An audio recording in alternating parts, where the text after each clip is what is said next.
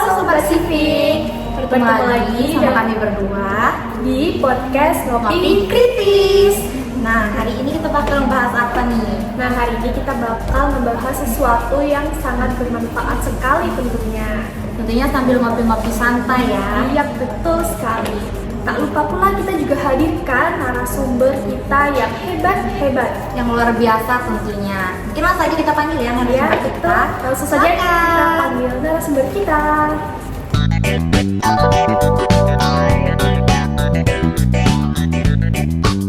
Halo Sobat Civic. Nah, selamat datang di episode baru Ngopi Kritis, tempat anak-anak PPKN ngobrolin santai mengenai isu-isu kenegaraan yang kita pikir berat, padahal dampaknya langsung loh ke kita. Iya, betul sekali. Jadi, kita akan membahas tentang suksesi negara. Nah, suksesi negara itu bukan hanya urusan pejabat atau elit politik aja. Tunggu dulu, hari ini kita bakal bongkar.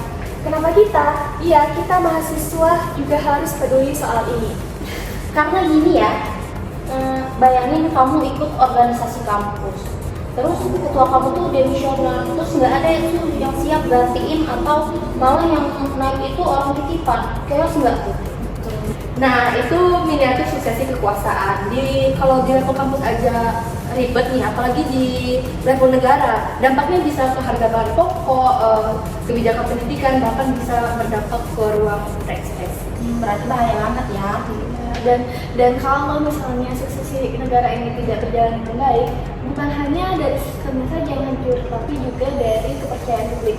Seperti misalnya masyarakat menjadi apatis dan demokrasi kita menjadi mati.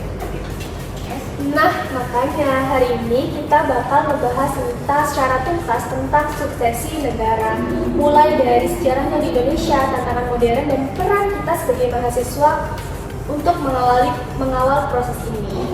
Nah betul, jadi nggak usah khawatir, kita nggak bakal ngasih ceramah kok, tapi kita bakal ngobrol santai, akan tetapi tajam nih. Karena demokrasi itu bukan hak suara tiap 5 tahun, tetapi juga proses terus menerus agar kekuasaan itu tetap berada di tangan rakyat.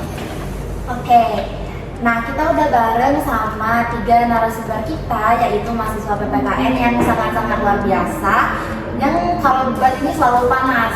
Ada Kak Jana, Halo guys, ada Firda, dan yang terakhir ada Dea Natasha. halo guys. Nah, tentu saja kita udah siap nih ngebahas suatu topik yang sering banget jadi pembahasan di dalam kelas, tapi jarang disentuh di ruang publik. Apa itu? Ya, suksesi negara. Jadi buat kalian semua, siapin kopi, matiin notifikasi, dan simak baik-baik, karena episode ini bakal bisa jadi pembuka wawasan kalian tentang kenapa sih kita nggak boleh cuek tentang suksesi. Let's go, suksesi negara, warisan atau amanah dimulai dari sekarang.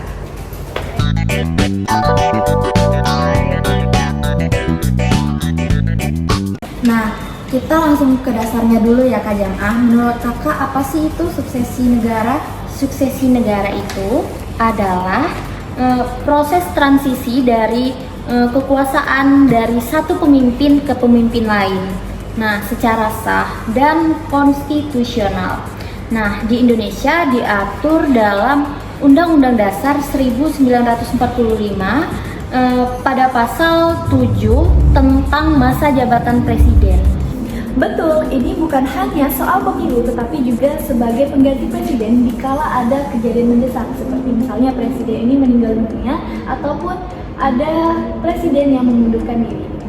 Yang penting transisinya ini damai, sah, dan bisa dipertanggungjawabkan ke rakyat. Dan jangan sampai ada kudeta yang terselubung. Oke, Firda dan Dea, jadi suksesi itu bukti kedewasaan kan? Iya. Tepat banget.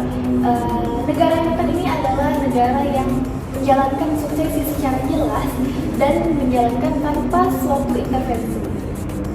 Oke, nah berarti itu tadi ya penjelasan mengenai apa sih itu suksesi negara. Sebelum kita masuk ke segmen selanjutnya nih, boleh dong ngopi-ngopi dulu, santai-santai dulu sebelum kita mempersiapkan segmen berikutnya.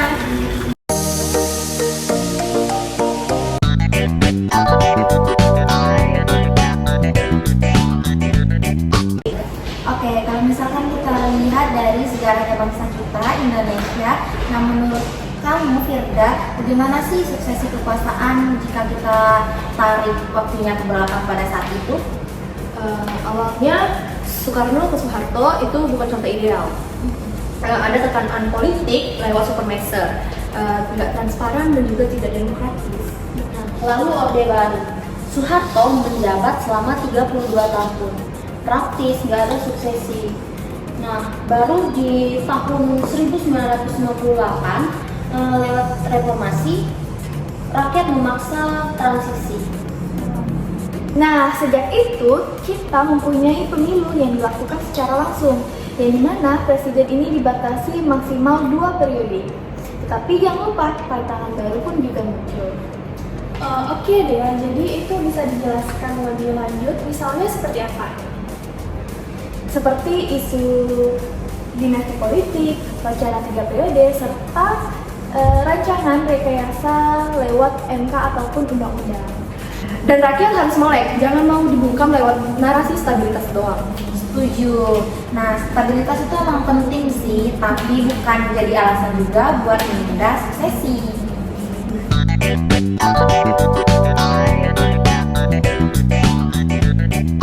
Oke, jadi kalau di segmen sebelumnya kita udah membahas tentang sejarah suksesi di Indonesia. Nah, di segmen kali ini kita bakal ngebahas tentang tantangan suksesi di era modern. Nah, untuk teman-teman narasumber nih, jadi kalau sekarang tantangan suksesi di negara kita tuh apa aja sih?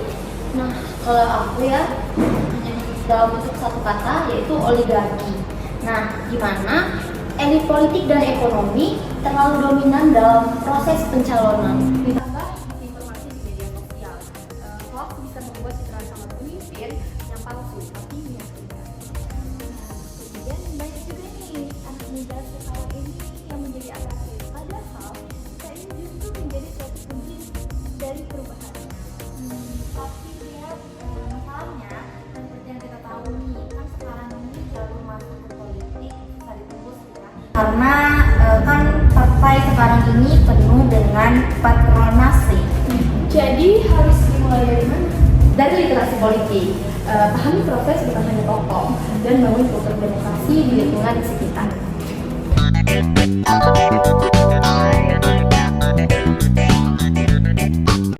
Oke, nah kalau sebelumnya di segmen sebelumnya kita membahas mengenai sejarah suksesi kekuasaan. Nah, pada segmen ini kita bakal membahas sudut pandang dari mahasiswa, khususnya mahasiswa PPKN. Nah, sebagai mahasiswa PPKN, kita bisa ngapain sih? Yang pertama, kita bisa membuat edukasi seperti bikin konten, podcast, diskusi publik, dan memberikan opini publik. Jadi kita jangan diam saja. Kedua yaitu advokasi, kawal etik, juga kritisi pelanggaran etik dan bersuara di ruang akademik. Ketiga, ikut organisasi. Nah, kita bisa masuk BEM, forum keluarga, bahkan partai, asalkan kita punya integritas. Dan yang keempat, dari teladan demokrasi ini bisa dimulai dari hal kecil seperti pendidikan ketua kelas sampai sikap terbuka terhadap kritik. Karena kalau kita diam, bukan cuma masa depan kita aja nih yang tergadaikan, akan tetapi masa depan bangsa juga ikut suram. Oke, jadi teman-teman, suksesi negara itu bukan cuma momen politik, tapi ujian moral dan hukum bagi bangsa. Harus ada sistem yang kuat dan rakyat yang kritis. Karena pemimpin datang dari demokrasi harus tegak berdiri. Dan kita sebagai mahasiswa PPKN, kita punya tanggung jawab moral untuk menjaga itu.